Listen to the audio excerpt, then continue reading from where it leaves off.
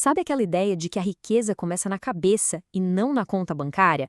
Pois é, essa é a premissa de Os Códigos do Milhão, do Pablo Marçal. O livro defende que dá para desbloquear o que ele chama de trilhas neuronais da riqueza. Uma ideia bem ousada, né? Vamos então desvendar que códigos são esses. Para começar, o autor já joga na mesa esta citação que ele atribui ao Bill Gates.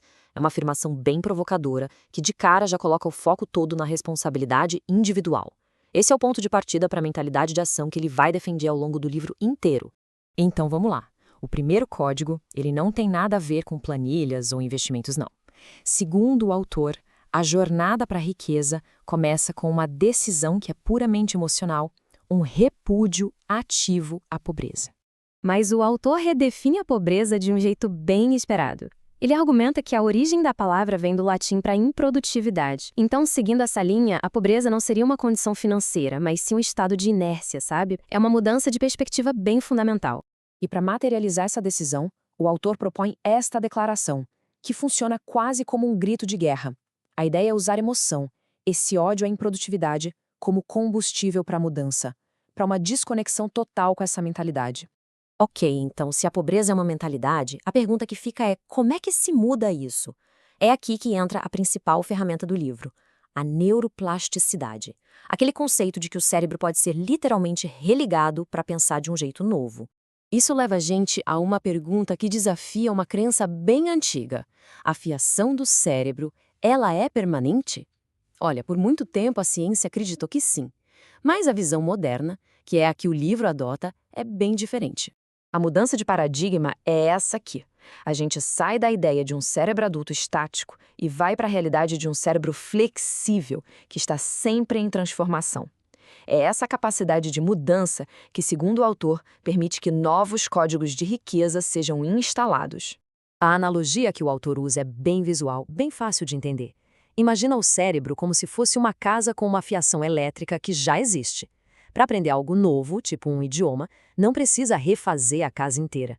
Basta usar a fiação neural que já está lá para instalar uma nova tomada, ou seja, um novo hábito ou habilidade, de um jeito muito mais rápido. Bom, a gente já viu o como, que é a neuroplasticidade. Agora vamos para o que. Um dos conceitos centrais do livro é o tal do código X. E aqui, a matemática é usada para explicar diferentes mentalidades financeiras. O autor associa cada operação matemática a um tipo de personalidade. O somador é o poupador, aquele que acumula devagarinho. O subtrator é o consumidor, que drena os recursos. Já o divisor desfaz parcerias e destrói valor. Para o autor, o único caminho para a prosperidade de verdade é adotar a mentalidade do multiplicador.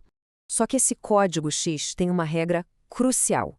A multiplicação só funciona de verdade quando se parte de algo inteiro. Se alguém entra num projeto ou numa parceria com meio empenho, ou seja, pela metade, o resultado matematicamente vai ser menor do que o que tinha no início. O cálculo que o autor usa é simples. Meio vezes meio é igual a 1/4. Ou seja, duas metades, quando multiplicadas, criam um resultado menor do que cada uma delas sozinha. A lição aqui é clara, é preciso ser inteiro para conseguir multiplicar. Com a mentalidade e a estratégia definidas, o foco vai para a prática. O livro descreve 7 hábitos que seriam a base do comportamento de multimilionários, funcionando como princípios para o dia a dia. Alguns dos hábitos mais impactantes são dissolver relações com pessoas que te brecam, parar de ser consumidor e virar fornecedor, comprar novas habilidades e fazer networking toda semana. E tem um ponto que gera debate. Quando o fluxo de caixa está positivo, o autor sugere parar de fazer orçamentos e focar toda a energia em criar novas fontes de receita. Todos esses hábitos e códigos eles convergem para um objetivo final, um conceito que o autor chama de superdata. É a linha de chegada, a data concreta para a liberdade financeira. E a definição é bem precisa, viu?